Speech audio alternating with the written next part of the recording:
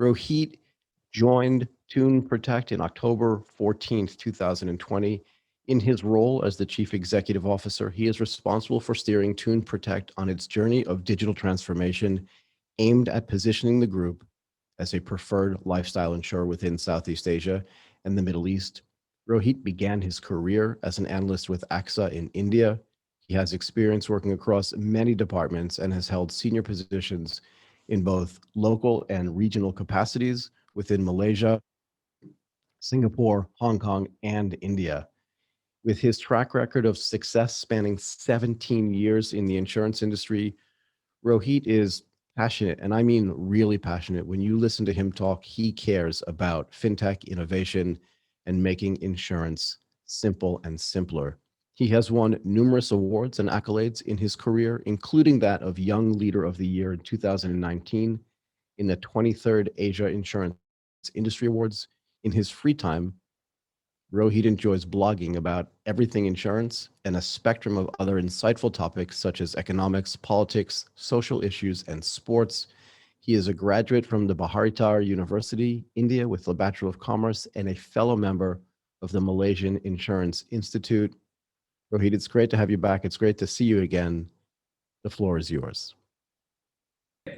So I'm happy to be here. It's a topic that's very close to my heart. And one of the things Michael did mention was I actually was heavily involved in customer experience all through my life.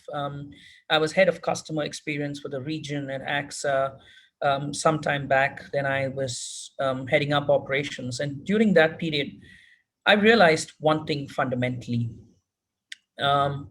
Insurance has gone away from customer centricity so far away that it reminds me a joke one of my ex-CEOs from Philippines told me, Reen Hermans.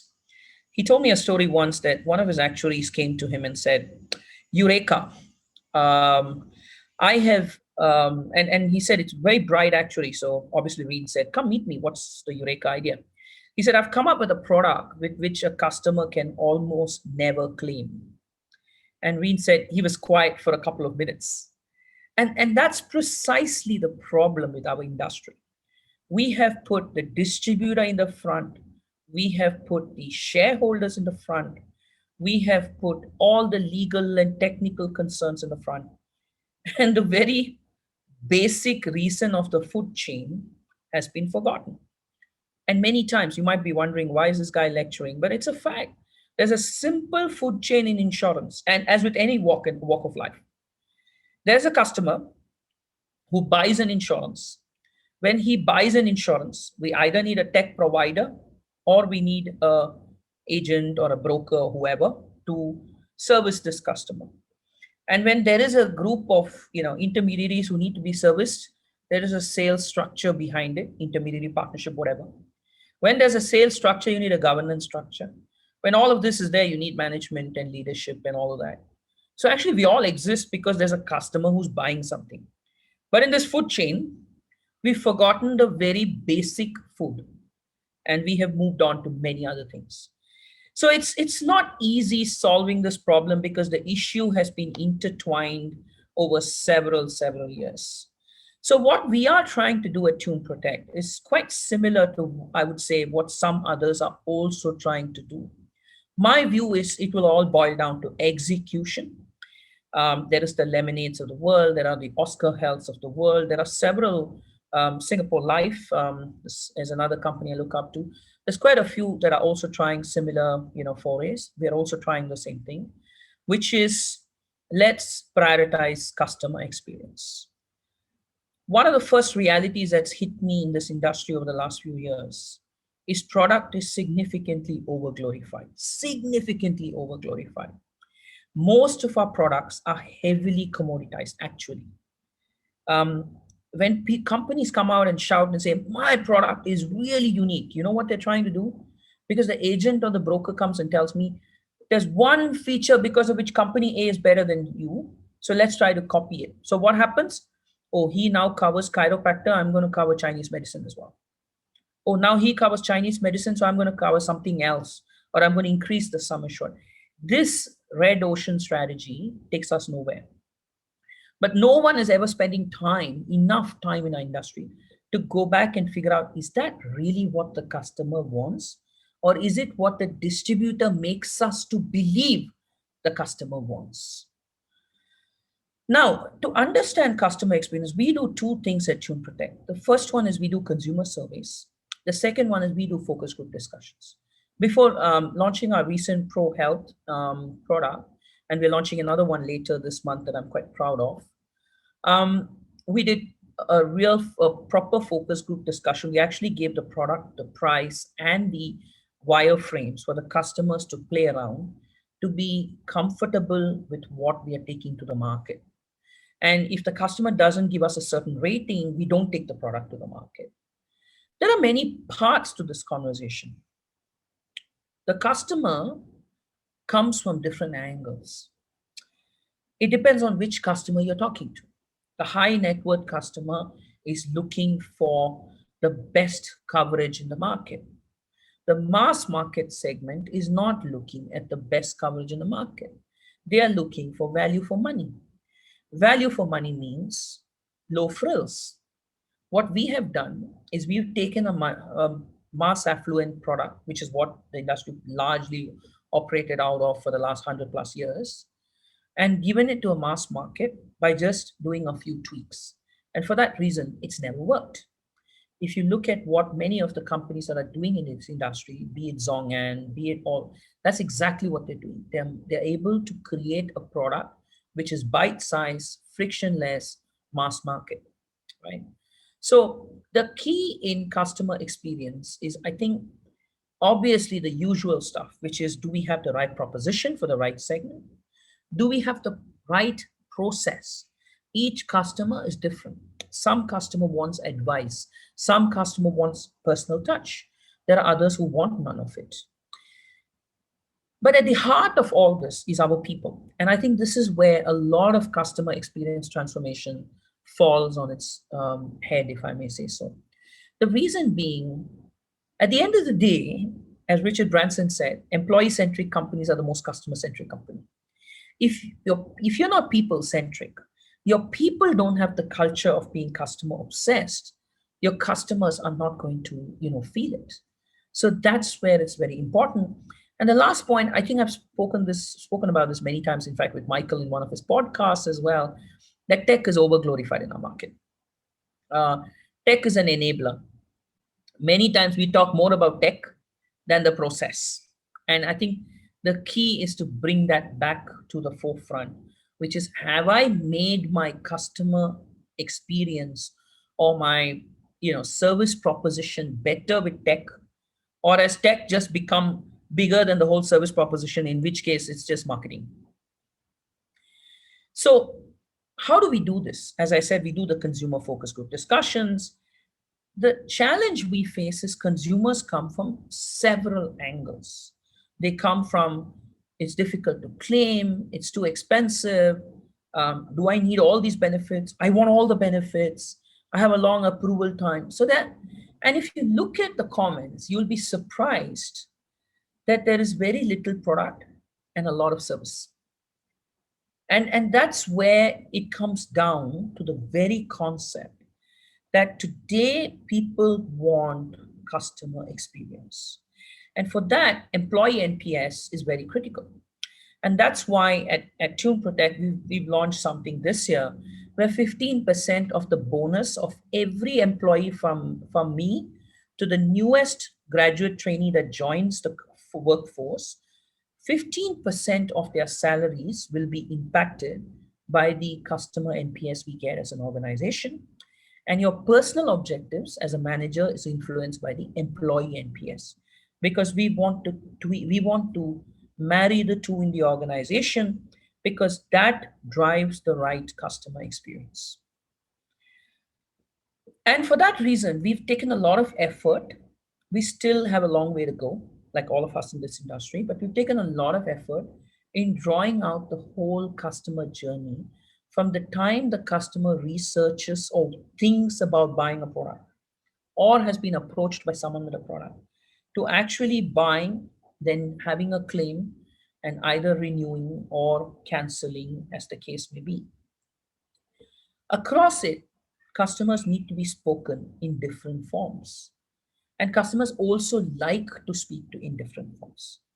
I share a very important insight we have of insurance.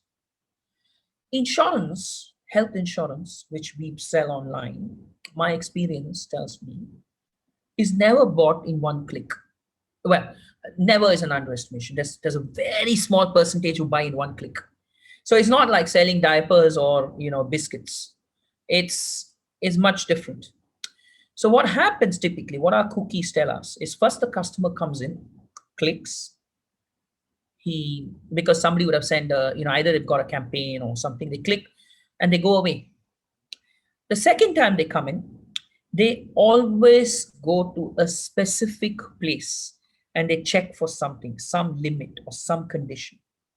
What that heat map tells you is at this point, the customer has done his research. He's either spoken to an agent or a friend or compared with another company and gone specifically to that place to check whether it's there. And the customer doesn't buy then. He goes back, he or she goes back and comes back. And when they come back, their buying is done in record time because they've made up their mind. Tuck, tuck, tuck, tuck, tuck, tuck, they buy. So it takes typically 3 to 4 weeks for a health insurance purchase to translate itself online. So for that reason, the funnels also behave very differently. Your funnel will look at 0.3, 0.5%, and we'll be like, wow, that's really terrible. Suddenly, a couple of months later, you will see it'll be 3.5%. So that's where it's also very important to understand this is a whole new customer experience we are going through as an industry. For that reason, there's a lot of learning as well that we're bringing in. And for that reason, it's very important to provide them omni-channel experience. There is still customer who wants to interact with the agent, buy online, interact with us online, but buy through an advisor or through a broker. Our job is not to tell them this is the only way you will buy. Our job is to tell them you buy how you want to buy. You consume our service the way you want to consume it. And our job is to get to them that way. And at the heart of it is our mobile app, right? So in our mobile app, we have created. It's not just mobile app. You also have a web app. I know there's a huge argument in our insurance industry on whether a mobile app works. My simple answer to that is mobile app works when there is constant engagement. Otherwise, don't even try a mobile app. It's a waste of your time and our time.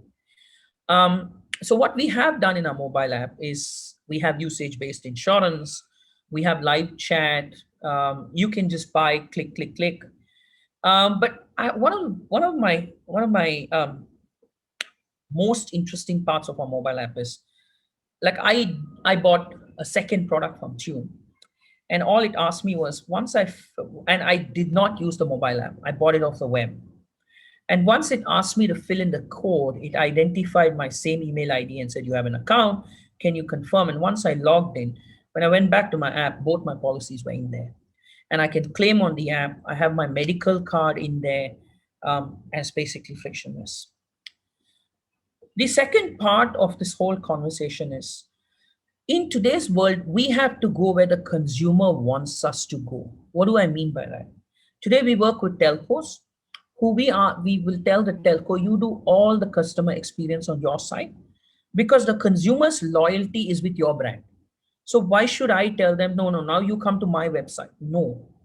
The minute there are multiple touch points, obviously your bounce rates are going to be bad.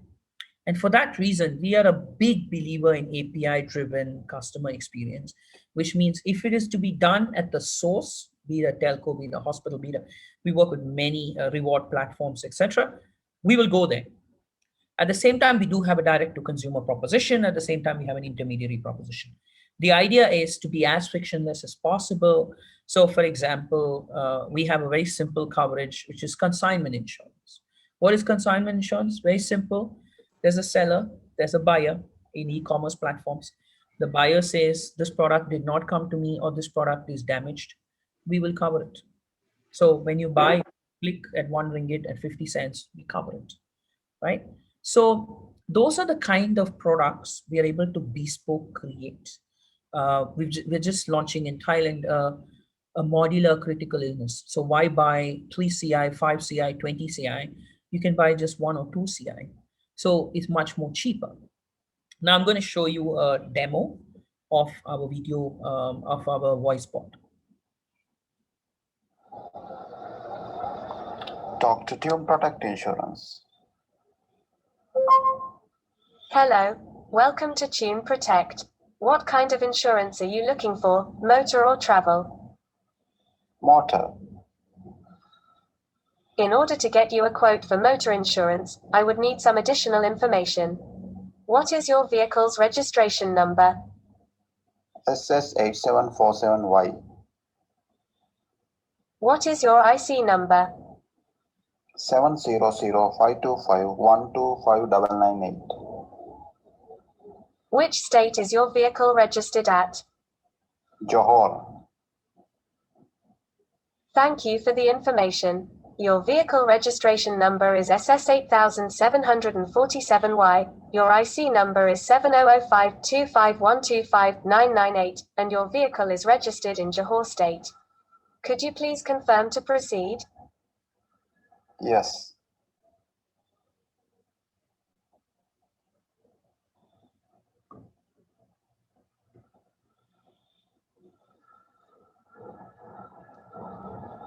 Thank you for the information. Please provide a WhatsApp mobile number to which a quotation should be sent. 1137920 The insured amount of your vehicle is 28,800 Malaysian ringgit and the premium is 545 Malaysian ringgit and 48 sen. Would you like to proceed to payment for this quotation? Okay. We have sent a link to the quotation via WhatsApp to 11379200307. Kindly click on the link to proceed with payment. Thank you.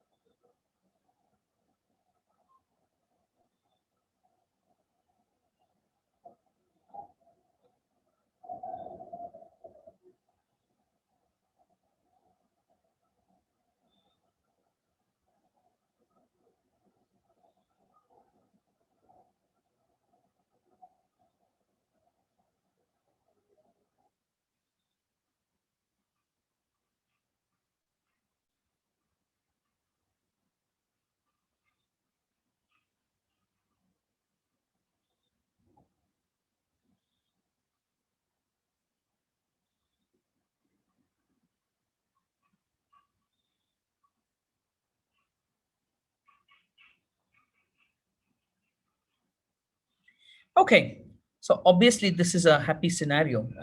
There are always scenarios where the bot will hit its challenges, and that's why you constantly train the bot and stuff like that. But it's an example of how we can simplify the whole experience. And you will see something very exciting later this month from Tune Protect. Now, the key is, I think today, as we've all seen with the viral campaigns and the ad campaigns, it's very, very important that we create a positive experience where people are able to talk about the brand more so than traditional advertising. Of course, we do it, but the rules of the game have completely changed from that perspective, and that's where customer experience plays a vital role. And for that reason, we have a specific targeting strategy. We are very clear. If I walk on the road in Thailand or in Malaysia or in some of the countries we operate in, or in the Middle East, let's be honest, if people are asked who are the 3 insurers you're going to buy insurance from, Tune Protect is not going to be in that list. Why? Because the average buyer is 45 plus.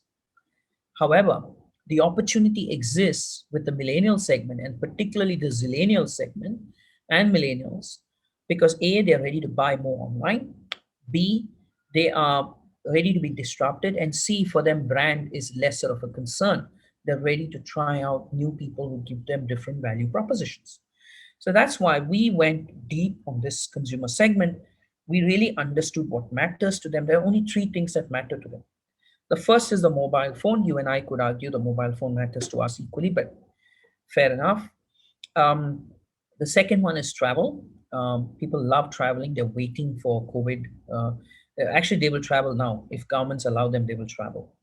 And the third one is health. People are a lot more health conscious. For that reason, we focus on three lines of business. We focus on SME because millennials are SMEs today. They're a lot more entrepreneurial. We focus on a lot of lifestyle insurance, so gadget protection, SME, e-wallet protection, home insurance, travel insurance, PA insurance, eyewear insurance. So it's all very unique, actually, if you ask me. And then health, we have critical illness. We have a modular health product that's been launched in Malaysia. We are the only one who has a dental plan online. And we have very different types of PA. We have a PA for differently able people. So again, we are understanding the customer experience, focusing on value for money, as you saw at the beginning of the consumer experience needs, making it on bite-sized. So if they want more, they can buy more, they pay for it. So we want to follow the AirAsia philosophy because as you might know, AirAsia and Tune Group together own about 29% of the company. So the concept is very simple. We sell you a flight ticket. Which seat you sit in or what food you eat is up to you and you pay for it. The same way our products are also built in such a way that it's super simple core. And if you want more, you pay for it. And finally, this is where we will measure our success on NPS. As I mentioned up front, I'm not going to talk about NPS. I'm sure all of you know about it. But I think essentially our message is for us, we don't treat every customer the same way. And that's why we bespoke propositions for different customers. Propositions does not end with the product. That's why we call it a proposition. Even the service and the claims is completely different for each customer. And for that reason, we heavily customize our proposition across each customer. Thank you so much. And I'm happy to be here. Thank you.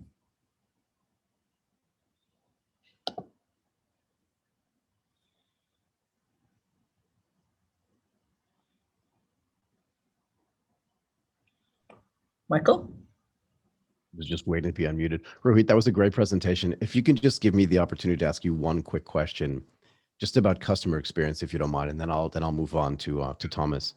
But do you think that technology has caught up to consumer needs, or are customers demanding this better customer experience because of the experiences they already have in the other parts of their digital lives, like with e-commerce and other things that they do online? Great question, Michael. I think two parts to this. The first one, I think technology is already there. It's about, as I always say, it's a different argument that business always has. Business is never happy with technology because the fact is technology is becoming, outdated at the time we launch it because it's moving so fast. But I think basically, in my view, technology is good enough to service our customer today. However, the second part is what is lacking is the mindset among insurers and the processes among insurers. You put the most amazing technology on a garbage, process, you're going to get garbage out. And the problem we have, and that's why at Tune Protect, we've been heavily focusing on lean as a culture. And we've been embracing simple concepts like robotics process automation, even before we use technology.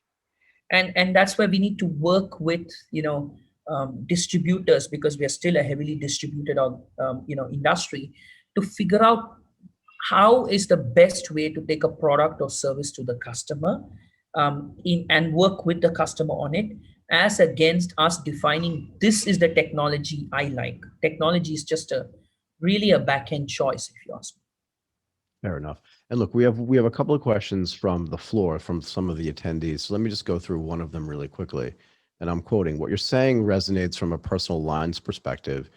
Do you see some challenges with this model with some of the more traditional commercial or intermediated lines? And do you have a view to expense ratios and the ideal split that doesn't or does go into distribution?